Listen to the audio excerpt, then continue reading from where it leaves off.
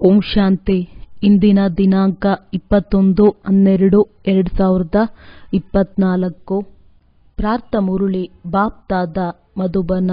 ಮಧುರ ಮಕ್ಕಳೇ, ಸತ್ಯ ಸಂಪಾದನೆ ಮಾಡಿಕೊಳ್ಳುವ ಪುರುಷಾರ್ಥವನ್ನು ಮೊದಲು ಸ್ವಯಂ ಮಾಡಿ, ನಂತರ ತಮ್ಮ ಮಿತ್ರ ಸಂಬಂಧಿಗಳಿಂದಲೂ ಮಾಡಿಸಿ. ಮನೆಯೇ ಮೊದಲ ಪಾಠಶಾಲೆ.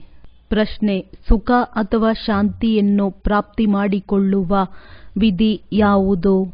ಉತ್ತರ: ಪವಿತ್ರತೆ. ಎಲ್ಲಿ ಪವಿತ್ರತೆ ಇದೆಯೋ ಅಲ್ಲಿ ಸುಖ ಶಾಂತಿ ಇದೆ.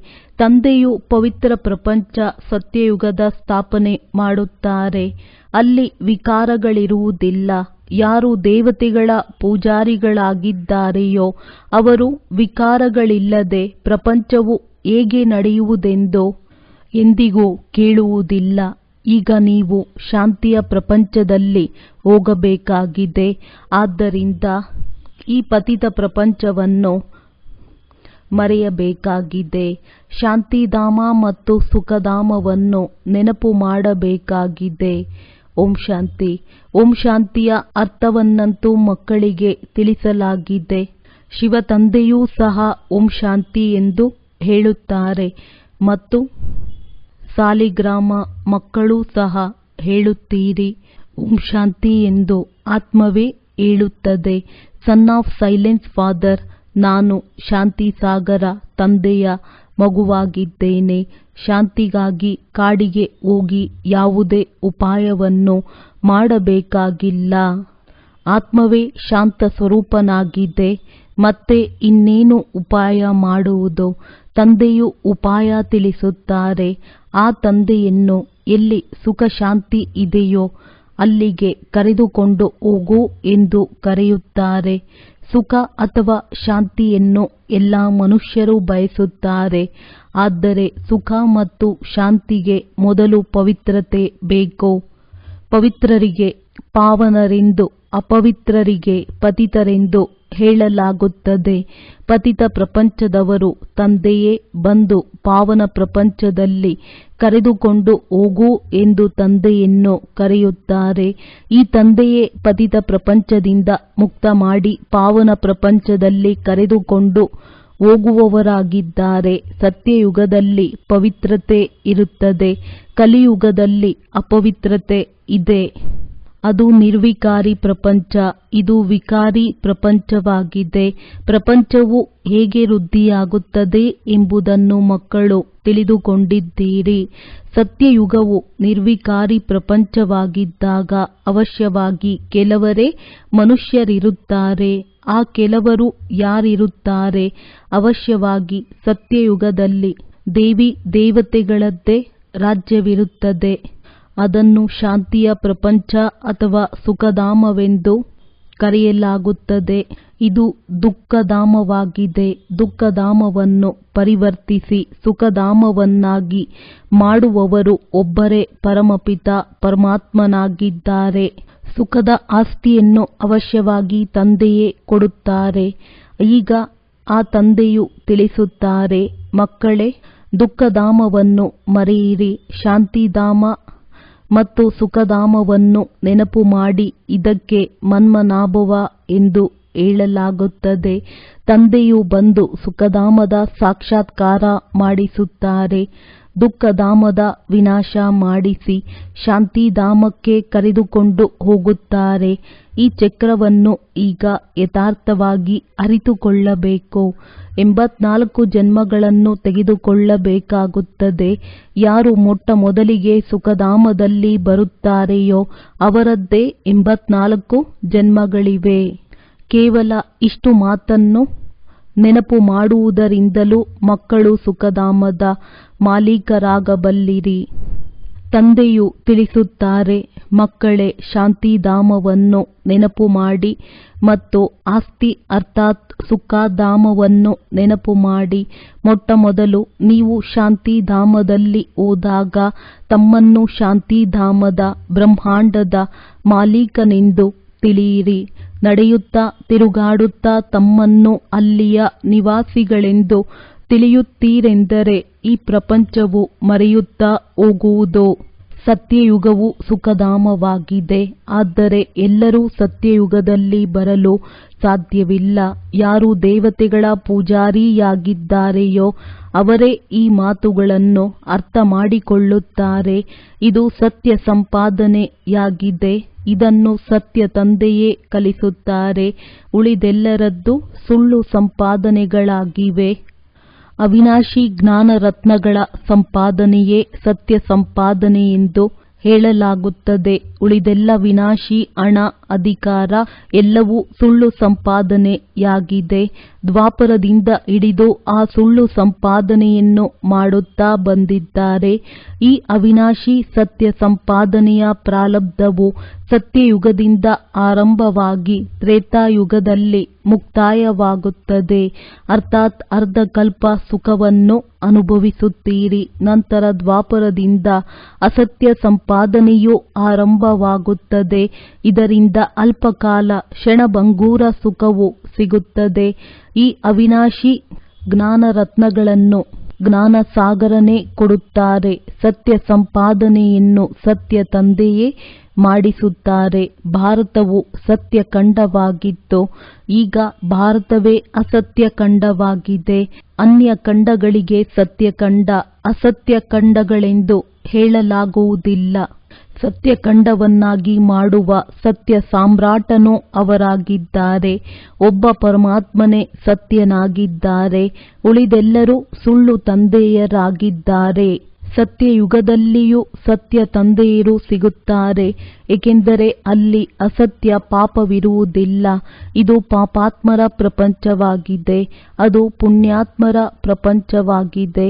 ಅಂದ ಮೇಲೆ ಈಗ ಈ ಸತ್ಯ ಸಂಪಾದನೆ ಮಾಡಿಕೊಳ್ಳಲು ಎಷ್ಟೊಂದು ಪುರುಷಾರ್ಥ ಮಾಡಬೇಕು. ಯಾರು ಕಲ್ಪದ ಹಿಂದೆ ಸಂಪಾದನೆ ಮಾಡಿಕೊಂಡಿರುವರೋ ಅವರೇ ಮಾಡಿಕೊಳ್ಳುತ್ತಾರೆ. ಮೊದಲು ತಾನು ಸತ್ಯ ಸಂಪಾದನೆ ಮಾಡಿ ನಂತರ ತಂದೆ ಮತ್ತು ಮಾವನ ಮನೆಯವರಿಗೆ ಇದೇ ಸತ್ಯ ಸಂಪಾದನೆ ಮಾಡಿಸಬೇಕಾಗಿದೆ. ಮನೆಯೇ ಮೊದಲ ಪಾಠಶಾಲೆ. ಅರ್ಥಾತ್ ದಾನವು ಮನೆಯಿಂದಲೇ ಆರಂಭವಾಗುತ್ತದೆ. ಸರ್ವವ್ಯಾಪಿಯ ಜ್ಞಾನವುಳ್ಳವರು ಭಕ್ತಿ ಮಾಡಲು ಸಾಧ್ಯವಿಲ್ಲ. ಎಲ್ಲರೂ ಭಗವಂತನ ರೂಪವಾಗಿದ್ದರೆ ಇನ್ಯಾರ ಭಕ್ತಿ ಮಾಡುತ್ತಾರೆ? ಆದ್ದರಿಂದ ಮನುಷ್ಯರನ್ನು ಈ ಕೆಸರಿನಿಂದ ತೆಗೆಯುವುದರಲ್ಲಿ ಪರಿಶ್ರಮ ಪಡಬೇಕಾಗುತ್ತದೆ. ಸನ್ಯಾಸಿಗಳು ದಾನವನ್ನು ಮನೆಯಿಂದಲೇ ಹೇಗೆ ಆರಂಭಿಸಲು ಸಾಧ್ಯ? ಏಕೆಂದರೆ ಮೊದಲಿಗೆ ಅವರು ಮನೆಯ ಸಮಾಚಾರವನ್ನು ತಿಳಿಸುವುದೇ ಇಲ್ಲ. ಏಕೆ ತಿಳಿಸುವುದಿಲ್ಲ ಎಂದು ಹೇಳಿ? ಇದರಿಂದ ತಿಳಿದುಕೊಳ್ಳಬೇಕಲ್ಲವೇ? ಇಂತಹ ಮನೆಯವರಾಗಿದ್ದೆವು, ನಂತರ ಸನ್ಯಾಸತ್ವವನ್ನು ಧಾರಣೆ ಮಾಡಿದೆವು ಎಂದು ತಿಳಿಸುವುದರಲ್ಲೇನಿದೆ? ನಿಮ್ಮೊಂದಿಗೆ ಕೇಳಿದರೆ ನೀವು ಬಹಳ ಬೇಗನೆ ತಿಳಿಸಬಲ್ಲಿರಿ. ಸನ್ಯಾಸಿಗಳ ಅನುಯಾಯಿಗಳಂತೂ ಅನೇಕರಿದ್ದಾರೆ. ಅವರು ಒಂದು ವೇಳೆ ಭಗವಂತನು ಒಬ್ಬರೇ ಆಗಿದ್ದಾರೆಂದು ಹೇಳಿದರೆ ಎಲ್ಲರೂ ಅವರನ್ನು ಈ ಜ್ಞಾನವನ್ನು ನಿಮಗೆ ಯಾರು ತಿಳಿಸಿದರು ಎಂದು ಕೇಳಿದರೆ ಆಗ ಬ್ರಹ್ಮ ಕುಮಾರ ಕುಮಾರಿಯರು ತಿಳಿಸಿದರೆಂದು ಹೇಳಿಬಿಟ್ಟರೆ ಅವರ ವ್ಯಾಪಾರವೇ ಸಮಾಪ್ತಿಯಾಗಿ ಬಿಡುತ್ತದೆ. ಆದ್ದರಿಂದ ಹೀಗೆ ತಮ್ಮ ಗೌರವವನ್ನು ಕಳೆದುಕೊಳ್ಳಲು ಯಾರು ತಾನೇ ಇಚ್ಛಿಸುತ್ತಾರೆ? ಹಾಗೆ ಹೇಳಿಬಿಟ್ಟರೆ ಮತ್ತೆ ಅವರಿಗೆ ಭೋಜನವನ್ನು ಕೊಡುವುದಿಲ್ಲ. ಆದ್ದರಿಂದ ಆ ಸನ್ಯಾಸಿಗಳಿಗೆ ಬಹಳ ಕಷ್ಟವಾಗುತ್ತದೆ. ಮೊದಲಂತೂ ತಮ್ಮ ಮಿತ್ರ ಸಂಬಂಧಿ ಮೊದಲಾದವರಿಗೆ ಈ ಜ್ಞಾನವನ್ನು ತಿಳಿಸಿ ಸತ್ಯ ಸಂಪಾದನೆ ಮಾಡಿಸಬೇಕಾಗಿದೆ. ಇದರಿಂದ ಅವರೂ ಸಹ 21 ಜನ್ಮಗಳ ಸುಖವನ್ನು ಪಡೆಯಲಿ. ಮಾತು ಬಹಳ ಸಹಜವಾಗಿದೆ. ಆದರೆ ನಾಟಕದಲ್ಲಿ ಇಷ್ಟೊಂದು ಶಾಸ್ತ್ರ ಮಂದಿರಗಳಾಗುವುದು ಸಹ ನಿಗದಿಯಾಗಿದೆ. ಪತಿತ ಪ್ರಪಂಚದಲ್ಲಿರುವವರು ಈಗ ನಮ್ಮನ್ನು ಪಾವನ ಪ್ರಪಂಚದಲ್ಲಿ ಕರೆದುಕೊಂಡು ಹೋಗಿ ಎಂದು ಹೇಳುತ್ತಾರೆ. ಸತ್ಯಯುಗಕ್ಕೆ 5000 ವರ್ಷಗಳಾಯಿತು. ಮನುಷ್ಯರು ಕಲಿಯುಗದ ಆಯಸ್ಸನ್ನೇ ಲಕ್ಷಾಂತರ ವರ್ಷಗಳೆಂದು ಹೇಳಿಬಿಟ್ಟಿದ್ದಾರೆ. ಅಂದ ಮೇಲೆ ಮನುಷ್ಯರು ಸುಖಧಾಮವೆಲ್ಲಿದೆ, ಯಾವಾಗ ಬರುವುದು ಎಂಬುದನ್ನು ಹೇಗೆ ಅರಿತುಕೊಳ್ಳುತ್ತಾರೆ? ಮನುಷ್ಯರಂತೂ ಹೇಳುತ್ತಾರೆ, ಮಹಾಪ್ರಳಯವಾಗಿ ಬಿಡುತ್ತದೆ. ಅದರ ನಂತರ ಸತ್ಯಯುಗವಾಗುತ್ತದೆ. ಮೊಟ್ಟ ಮೊದಲಿಗೆ ಶ್ರೀಕೃಷ್ಣನು ಹೆಬ್ಬೆರಳನ್ನು ಚೀಪುತ್ತಾ ಆಲದ ಎಲೆಯ ಮೇಲೆ ತೇಲಿ ಬರುತ್ತಾನೆ ಎಂದು ಹೇಳುತ್ತಾರೆ. ಎಲ್ಲಿಯ ಮಾತನ್ನು ಎಲ್ಲಿಗೆ ತೆಗೆದುಕೊಂಡು ಹೋಗುತ್ತಾರೆ. ಈಗ ತಂದೆಯು ತಿಳಿಸುತ್ತಾರೆ, ಬ್ರಹ್ಮರವರ ಮೂಲಕ ನಾನು ಎಲ್ಲ ವೇದ ಶಾಸ್ತ್ರಗಳ ಸಾರವನ್ನು ತಿಳಿಸುತ್ತೇನೆ. ಆದ್ದರಿಂದ ವಿಷ್ಣುವಿನ ನಾಭಿ ಕಮಲದಿಂದ ಬ್ರಹ್ಮನು ಬಂದರೆಂದು ತೋರಿಸುತ್ತಾರೆ ಮತ್ತು ಕೈಯಲ್ಲಿ ಶಾಸ್ತ್ರಗಳನ್ನು ಕೊಟ್ಟಿದ್ದಾರೆ. ಬ್ರಹ್ಮನಂತೂ ಅವಶ್ಯವಾಗಿ ಇಲ್ಲಿಯೇ ಇರಬೇಕಲ್ಲವೇ? ಸೂಕ್ಷ್ಮವತನದಲ್ಲಂತೂ ಶಾಸ್ತ್ರಗಳಿರುವುದಿಲ್ಲ. ಅಂದ ಮೇಲೆ ಬ್ರಹ್ಮನು ಇಲ್ಲಿಯೇ ಇರಬೇಕು. ಲಕ್ಷ್ಮೀ ನಾರಾಯಣರ ರೂಪವಾದ ವಿಷ್ಣುವೂ ಸಹ ಇಲ್ಲಿಯೇ ಇರುತ್ತಾರೆ. ಬ್ರಹ್ಮರವರೇ ನಂತರ ವಿಷ್ಣುವಾಗುತ್ತಾರೆ. ಮತ್ತೆ ವಿಷ್ಣುವಿನಿಂದ ಬ್ರಹ್ಮ. ಈಗ ಬ್ರಹ್ಮನಿಂದ ವಿಷ್ಣು ಬರುವರೋ ಅಥವಾ ವಿಷ್ಣುವಿನಿಂದ ಬ್ರಹ್ಮನು ಬರುವರೋ ಇವೆಲ್ಲವೂ ತಿಳಿದುಕೊಳ್ಳುವ ಮಾತುಗಳಾಗಿವೆ. ಆದರೆ ಈ ಮಾತುಗಳನ್ನು ಯಾರು ಬಹಳ ಚೆನ್ನಾಗಿ ಓದುವರೋ ಅವರೇ ಅರಿತುಕೊಳ್ಳುತ್ತಾರೆ. ತಂದೆಯು ತಿಳಿಸುತ್ತಾರೆ, ನೀವು ಶರೀರವನ್ನು ಬಿಡುವವರೆಗೂ ತಿಳಿದುಕೊಳ್ಳುತ್ತಲೇ ಇರುತ್ತೀರಿ. ನೀವೇ 100% ಬುದ್ಧಿಹೀನರು, ಕಂಗಾಲರಾಗಿ ಬಿಟ್ಟಿದ್ದೀರಿ. ಮೊದಲು ನೀವೇ ಬುದ್ಧಿವಂತ ದೇವಿ ದೇವತೆಗಳಾಗಿದ್ದೀರಿ. ಈಗ ಪುನಃ ದೇವಿ ದೇವತೆಗಳಾಗುತ್ತಿದ್ದೀರಿ. ದೇವತೆಗಳನ್ನಾಗಿ ಮನುಷ್ಯರಂತೂ ಮಾಡಲು ಸಾಧ್ಯವಿಲ್ಲ. ನೀವೇ ದೇವತೆಗಳಾಗಿದ್ದೀರಿ. ನಂತರ 84 ಜನ್ಮಗಳನ್ನು ತೆಗೆದುಕೊಳ್ಳುತ್ತಾ ಒಮ್ಮೆಲೆ ಕಲಾಹೀನರಾಗಿ ಬಿಟ್ಟಿದ್ದೀರಿ. ನೀವು ಸುಖಧಾಮದಲ್ಲಿ ಬಹಳ ಶಾಂತಿಯಲ್ಲಿದ್ದೀರಿ. ಈಗ ಅಶಾಂತರಾಗಿದ್ದೀರಿ. ನೀವು 84 ಜನ್ಮಗಳ ಲೆಕ್ಕವನ್ನೂ ಸಹ ತಿಳಿಸಬಹುದು. ಇಸ್ಲಾಮಿ, ಬೌದ್ಧಿ, ಸಿಖ್, ಇಸಾಯಿ ಮಠ ಪಂಥಗಳವರು ಎಷ್ಟು ಜನ್ಮಗಳನ್ನು ತೆಗೆದುಕೊಳ್ಳುತ್ತಾರೆ? ಇದರ ಲೆಕ್ಕವನ್ನು ತೆಗೆಯುವುದು ಸಹಜವಾಗಿದೆ. ಭಾರತವಾಸಿಗಳೇ ಸ್ವರ್ಗದ ಮಾಲೀಕರಾಗುತ್ತಾರೆ. ಸಸಿಯ ನಾಟಿಯಾಗುತ್ತದೆ ಎಲ್ಲವೇ? ಇದು ತಿಳುವಳಿಕೆಯಾಗಿದೆ. ಮೊದಲು ತಾವು ತಿಳಿದುಕೊಂಡರೆ ನಂತರ ತಮ್ಮ ತಂದೆ ತಾಯಿ ಸಹೋದರ ಸಹೋದರಿಯರಿಗೆ ಜ್ಞಾನವನ್ನು ಕೊಡಬೇಕಾಗಿದೆ. ಗೃಹಸ್ಥ ವ್ಯವಹಾರದಲ್ಲಿರುತ್ತಾ ಕಮಲ ಪುಷ್ಪ ಸಮಾನರಾಗಿರಬೇಕಾಗಿದೆ. ಮತ್ತು ಮನೆಯೇ ಮೊದಲ ಪಾಠಶಾಲೆ. ದಾನವೂ ಅಲ್ಲಿಂದಲೇ ಆರಂಭವಾಗಬೇಕು. ತಂದೆಯ ಮನೆ ಮತ್ತು ಅತ್ತೆಯ ಮನೆಯವರಿಗೆ ಜ್ಞಾನವನ್ನು ತಿಳಿಸಬೇಕಾಗಿದೆ. ವ್ಯಾಪಾರದಲ್ಲಿಯೂ ಸಹ ತಮ್ಮ ಸಹೋದರರನ್ನೇ ಭಾಗಿದಾರರನ್ನಾಗಿ ಮಾಡಿಕೊಳ್ಳುತ್ತಾರೆ. ಇಲ್ಲಿಯೂ ಹಾಗೆಯೇ ಗಾಯನವೂ ಇದೆ. ಕನ್ಯೆಯರೆಂದರೆ ತಂದೆ ಮತ್ತು ಅತ್ತೆಯ ಮನೆಯ ಉದ್ಧಾರ ಮಾಡುವವರು ಎಂದು. ಅಪವಿತ್ರರು ಉದ್ಧಾರ ಮಾಡಲು ಸಾಧ್ಯವಿಲ್ಲ. ಅಂದ ಮೇಲೆ ಯಾವ ಕನ್ಯೆ? ಈ ಬ್ರಹ್ಮರವರ ಕನ್ಯೆ ಬ್ರಹ್ಮಕುಮಾರಿಯಾಗಿದ್ದಾರಲ್ಲವೇ? ಇಲ್ಲಿ ಅದರ್ ಕನ್ಯಾಕುಮಾರಿಯ ಮಂದಿರವು ಮಾಡಲ್ಪಟ್ಟಿದೆ. ಇದು ನಿಮ್ಮ ನೆನಪಾರ್ಥವಾಗಿದೆ. ಈ ದಿಲ್ವಾಡ ಮಂದಿರವು ನಮ್ಮದೇ ನೆನಪಾರ್ಥ ಮಂದಿರವಾಗಿದೆ. ಭಾರತವನ್ನು ಪುನಃ ಸ್ವರ್ಗವನ್ನಾಗಿ ಮಾಡಲು ನಾವು ಬಂದಿದ್ದೇವೆ ಎಂಬುದನ್ನು ಕೇವಲ ನೀವೇ ತಿಳಿದುಕೊಂಡಿದ್ದೀರಿ. ಈ ದಿಲ್ವಾಡ ಮಂದಿರವು ಸಂಪೂರ್ಣ ನೆನಪಾರ್ಥವಾಗಿದೆ. ಮೇಲೆ ಸ್ವರ್ಗವನ್ನು ತೋರಿಸಿದ್ದಾರೆ.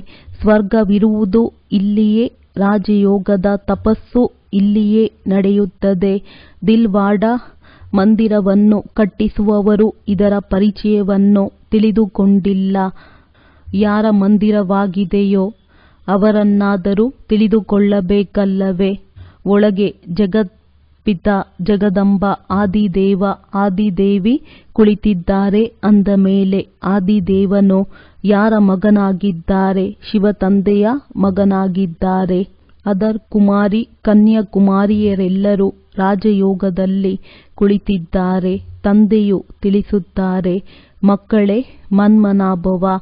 ಇದರಿಂದ ನೀವು ವೈಕುಂಠದ ಮಾಲೀಕರಾಗುವಿರಿ. ಮುಕ್ತಿ ಜೀವನ್ಮುಕ್ತಿಧಾಮವನ್ನು ನೆನಪು ಮಾಡಿ. ಇದು ನಿಮ್ಮ ಪೂರ್ಣ ನೆನಪಾರ್ಥವಾಗಿದೆ. ಆದರೆ ಪೂಜಾರಿಗಳು ಏನನ್ನೂ ಅರಿತುಕೊಂಡಿಲ್ಲ. ನಿಮ್ಮದು ಇದು ಸನ್ಯಾಸವಾಗಿದೆ. ಜೈನರ ಸನ್ಯಾಸವು ಎಷ್ಟೊಂದು ಕಠಿಣವಾಗಿದೆ. ಕೂದಲನ್ನು ಬರಿಗೈಯಿಂದ ತೆಗೆಯುವುದು ಎಷ್ಟೊಂದು ಕಠಿಣವಾಗಿದೆ. ಇಲ್ಲಂತೂ ಇದು ಸಹಜ ರಾಜಯೋಗವಾಗಿದೆ ಮತ್ತು ಪ್ರವೃತ್ತಿ ಮಾರ್ಗದ್ದಾಗಿದೆ. ಇದು ನಾಟಕದಲ್ಲಿ ನಿಗದಿಯಾಗಿದೆ. ಯಾರು ಜೈನ ಮುನಿಗಳು ಕುಳಿತು ತಮ್ಮ ಹೊಸ ಧರ್ಮವನ್ನು ಸ್ಥಾಪನೆ ಮಾಡಿದರು ಅದಕ್ಕೆ ಆದಿ ಸನಾತನ ದೇವಿ ದೇವತಾ ಧರ್ಮವೆಂದಂತೂ ಹೇಳುವುದಿಲ್ಲ ಅಲ್ಲವೇ? ಅದಂತೂ ಈಗ ಪ್ರಾಯಲೋಪವಾಗಿದೆ. ಯಾರು ಜೈನ ಧರ್ಮವನ್ನು ನಡೆಸಿದ್ದರು ಮತ್ತು ಅದೇ ನಡೆಯುತ್ತಾ ಬಂದಿತು. ಇದು ಸಹ ನಾಟಕದಲ್ಲಿದೆ. ಆದಿದೇವನಿಗೆ ಪಿತಾ ಎಂತಲೂ ಜಗದಂಬೆ ಮಾತೆ ಎಂತಲೂ ಹೇಳುತ್ತಾರೆ. ಆದಿದೇವ ಬ್ರಹ್ಮನಾಗಿದ್ದಾರೆ ಎಂಬುದು ಎಲ್ಲರಿಗೂ ತಿಳಿದಿದೆ. ಅವರನ್ನು ಆದಮ್ ಬೀಬಿ ಆಡಮ್ ಈವ್ ಎಂತಲೂ ಹೇಳುತ್ತಾರೆ. ಕ್ರಿಶ್ಚಿಯನ್ನರಿಗೂ ಈ ಆಡಮ್ ಈವ್ ಈಗ ತಪಸ್ಸು ಮಾಡುತ್ತಿದ್ದಾರೆಂಬುದು ತಿಳಿದಿದೆಯೇ? ಇವರು ಮನುಷ್ಯ ಸೃಷ್ಟಿಯ ಮೂಲವಾಗಿದ್ದಾರೆ. ಈ ರಹಸ್ಯವನ್ನು ತಂದೆಯೇ ತಿಳಿಸುತ್ತಾರೆ. ಇಷ್ಟೊಂದು ಶಿವ ಮತ್ತು ಲಕ್ಷ್ಮೀನಾರಾಯಣರ ಮಂದಿರಗಳಿವೆ ಎಂದರೆ ಅವರ ಚರಿತ್ರೆಯನ್ನು ಅರಿತುಕೊಳ್ಳಬೇಕಲ್ಲವೇ? ಇದನ್ನೂ ಸಹ ಜ್ಞಾನಸಾಗರ ತಂದೆಯೇ ತಿಳಿಸುತ್ತಾರೆ. ಪರಮಪಿತ ಪರಮಾತ್ಮನಿಗೆ ಜ್ಞಾನಸಾಗರ ಆನಂದ ಸಾಗರನೆಂದು ಹೇಳಲಾಗುತ್ತದೆ. ಈ ಪರಮಾತ್ಮನ ಮಹಿಮೆಯನ್ನು ಯಾವುದೇ ಸಾಧು ಸಂತ ಮೊದಲಾದವರು ಅರಿತುಕೊಂಡಿಲ್ಲ. ಅವರಂತೂ ಪರಮಾತ್ಮ ಸರ್ವವ್ಯಾಪಿ ಎಂದು ಹೇಳುತ್ತಾರೆ. ಅಂದ ಮೇಲೆ ಮತ್ಯಾರ ಮಹಿಮೆ ಮಾಡುವುದು? ಪರಮಾತ್ಮನನ್ನು ಅರಿತುಕೊಳ್ಳದಿರುವ ಕಾರಣವೇ ತಮ್ಮನ್ನು ಶಿವೋಹಂ ಎಂದು ಹೇಳಿಕೊಳ್ಳುತ್ತಾರೆ. ಇಲ್ಲವಾದರೆ ಪರಮಾತ್ಮನ ಮಹಿಮೆಯು ಇಷ್ಟು ದೊಡ್ಡದಾಗಿದೆ. ಅವರಂತೂ ಮನುಷ್ಯ ಸೃಷ್ಟಿಯ ಬೀಜರೂಪನಾಗಿದ್ದಾರೆ. ಮುಸಲ್ಮಾನರೂ ಸಹ ನಮಗೆ ಖುದಾ ರಚಿಸಿದರೆಂದು ಹೇಳುತ್ತಾರೆ. ಅಂದ ಮೇಲೆ ನಾವು ರಚನೆ ಹಾಗೂ ರಚನೆಗೆ ರಚನೆಯಿಂದ ಆಸ್ತಿಯು ಸಿಗಲು ಸಾಧ್ಯವಿಲ್ಲ. ರಚನೆಗೆ ರಚಯಿತನಿಂದ ಆಸ್ತಿಯು ಸಿಗುತ್ತದೆ. ಈ ಮಾತುಗಳನ್ನು ಯಾರೂ ಅರಿತುಕೊಳ್ಳುವುದಿಲ್ಲ. ಅವರು ಬೀಜರೂಪನು ಸತ್ಯ ಚೈತನ್ಯನಾಗಿದ್ದಾರೆ. ಅವರಿಗೆ ಸೃಷ್ಟಿಯ ಆದಿ ಮಧ್ಯ ಅಂತ್ಯದ ಜ್ಞಾನವಿದೆ. ಆ ಬೀಜದ ವಿನಃ ಆದಿ ಮಧ್ಯ ಅಂತ್ಯದ ಜ್ಞಾನವು ಮತ್ಯಾವ ಮನುಷ್ಯರಲ್ಲಿರಲು ಸಾಧ್ಯವಿಲ್ಲ. ಬೀಜವು ಚೈತನ್ಯವಾಗಿದ್ದಾರೆ. ಅಂದ ಮೇಲೆ ಅವಶ್ಯವಾಗಿ ಜ್ಞಾನವು ಅವರಲ್ಲಿಯೇ ಇರುವುದು. ಅವರೇ ಬಂದು ನಿಮಗೆ ಇಡೀ ಸೃಷ್ಟಿಯ ಆದಿ ಮಧ್ಯ ಅಂತ್ಯದ ಜ್ಞಾನವನ್ನು ಕೊಡುತ್ತಾರೆ. ಈ ಬೋರ್ಡನ್ನು ಹಾಕಬೇಕು. ಈ ಚಕ್ರವನ್ನು ಅರಿತುಕೊಳ್ಳುವುದರಿಂದ ಚಕ್ರವರ್ತಿ ರಾಜರು ಅಥವಾ ಸ್ವರ್ಗದ ರಾಜರಾಗಿ ಬಿಡುತ್ತೀರಿ. ಎಷ್ಟೊಂದು ಸಹಜ ಮಾತಾಗಿದೆ. ತಂದೆಯು ತಿಳಿಸುತ್ತಾರೆ, ಎಲ್ಲಿಯವರೆಗೆ ಜೀವಿಸಿರಬೇಕಾಗಿದೆಯೋ ಅಲ್ಲಿಯವರೆಗೆ ನನ್ನನ್ನು ನೆನಪು ಮಾಡಬೇಕಾಗಿದೆ. ನಾನೇ ನಿಮಗೆ ಈ ವಶೀಕರಣ ಮಂತ್ರವನ್ನು ಕೊಡುತ್ತೇನೆ. ಈಗ ನೀವು ತಂದೆಯನ್ನು ನೆನಪು ಮಾಡಬೇಕಾಗಿದೆ. ಈ ಸ್ವದರ್ಶನ ಚಕ್ರವು ಸದಾ ತಿರುಗುತ್ತಿರಲಿ. ಆಗ ಮಾಯೆಯ ತಲೆ ಕತ್ತರಿಸಿ ಹೋಗುವುದು. ನಾನು ನೀವಾತ್ಮಗಳನ್ನು ಪವಿತ್ರರನ್ನಾಗಿ ಮಾಡಿ ಕರೆದುಕೊಂಡು ಹೋಗುತ್ತೇನೆ. ನಂತರ ನೀವು ಸತೋಪ್ರಧಾನ ಶರೀರವನ್ನು ಪಡೆಯುತ್ತೀರಿ. ಅಲ್ಲಿ ವಿಕಾರವಿರುವುದಿಲ್ಲ. ವಿಕಾರವಿಲ್ಲದೆ ಸೃಷ್ಟಿಯು ಹೇಗೆ ನಡೆಯುವುದೆಂದು ಹೇಳುತ್ತಾರೆ. ಆಗ ಹೇಳಿ, ನೀವು ಬಹುಶಃ ಪೂಜಾರಿಗಳಲ್ಲ. ಲಕ್ಷ್ಮೀ ನಾರಾಯಣರ ಮಹಿಮೆಯಲ್ಲಿ ನೀವು ಸಂಪೂರ್ಣ ನಿರ್ವಿಕಾರಿಗಳೆಂದು ಹಾಡುತ್ತಾರೆ. ಜಗದಂಬ ಜಗತ್ಪಿತ ನಿರ್ವಿಕಾರಿಯಾಗಿದ್ದಾರೆ. ರಾಜಯೋಗದ ತಪಸ್ಸು ಮಾಡಿ ಪತಿತರಿಂದ ಪಾವನ ಸ್ವರ್ಗದ ಮಾಲೀಕರಾಗುತ್ತಾರೆ. ತಪಸ್ಸು ಮಾಡುವುದೇ ಪುಣ್ಯಾತ್ಮರಾಗುವುದಕ್ಕಾಗಿ. ಒಳ್ಳೆಯದು. ಮಧುರಾತಿ ಮಧುರ ಅಗಲಿ ಹೋಗಿ ಮರಳಿ ಸಿಕ್ಕಿರುವಂತಹ ಮಕ್ಕಳಿಗೆ ಪ್ರೀತಿಯ ಮಾತ್ಪಿತಾ ಬಾಪ್ ದಾದಾರವರ ನೆನಪು, ಪ್ರೀತಿ ಹಾಗೂ ನಮಸ್ತೆ. ಆತ್ಮೀಯ ಮಕ್ಕಳಿಗೆ ಆತ್ಮೀಯ ತಂದೆಯ ನಮಸ್ತೆ. ಧಾರಣೆಗಾಗಿ ಮುಖ್ಯ ಸಾರ. ಈ ಹಳೆಯ ಪ್ರಪಂಚವನ್ನು ಬುದ್ಧಿಯಿಂದ ಮರೆಯಲು ನಡೆಯುತ್ತಾ ತಿರುಗಾಡುತ್ತಾ ತನ್ನನ್ನು ಶಾಂತಿಧಾಮವಾಸಿ ಎಂದು ತಿಳಿಯಬೇಕಾಗಿದೆ. ಶಾಂತಿಧಾಮ ಮತ್ತು ಸುಖಧಾಮವನ್ನು ನೆನಪು ಮಾಡಿ ಸತ್ಯ ಸಂಪಾದನೆ ಮಾಡಿಕೊಳ್ಳಬೇಕು ಮತ್ತು ಅನ್ಯರಿಗೂ ಮಾಡಿಸಬೇಕು. ರಾಜಯೋಗದ ತಪಸ್ಸು ಮಾಡಿ ಸ್ವಯಂವನ್ನು ಪುಣ್ಯಾತ್ಮರನ್ನಾಗಿ ಮಾಡಿಕೊಳ್ಳಬೇಕಾಗಿದೆ. ಮಾಯೆಯ ತಲೆಯನ್ನು ಕತ್ತರಿಸಲು ಸ್ವದರ್ಶನ ಚಕ್ರವು ಸದಾ ತಿರುಗುತ್ತಿರಲಿ. ವರದಾನ: ಸಂಪನ್ನತೆಯ ಮೂಲಕ ಸದಾ ಸಂತುಷ್ಟತೆಯ ಅನುಭವ ಮಾಡುವಂತಹ ಸಂಪದ್ಭರಿತ ಭವ.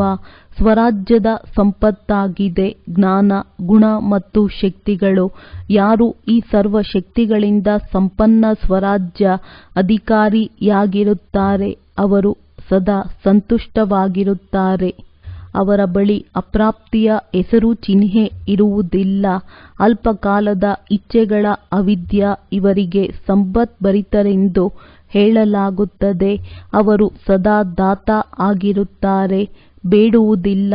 ಅವರು ಅಖಂಡ ಸುಖ ಶಾಂತಿ ಇರುವ ಸ್ವರಾಜ್ಯದ ಅಧಿಕಾರಿಯಾಗಿರುತ್ತಾರೆ. ಯಾವುದೇ ಪ್ರಕಾರದ ಪರಿಸ್ಥಿತಿಯು ಅವರ ಅಖಂಡ ಶಾಂತಿಯನ್ನು ಖಂಡನೆ ಮಾಡಲು ಸಾಧ್ಯವಿಲ್ಲ. ಸ್ಲೋಗನ್: ಜ್ಞಾನ ನೇತ್ರದಿಂದ 3 ಕಾಲಗಳ ಮತ್ತು 3 ಲೋಕಗಳನ್ನು ತಿಳಿದುಕೊಳ್ಳುವವರು ಮಾಸ್ಟರ್ ಜ್ಞಾನ ಸಾಗರನಾಗಿದ್ದಾರೆ. ಒಳ್ಳೆಯದು. ಓಂ ಶಾಂತಿ.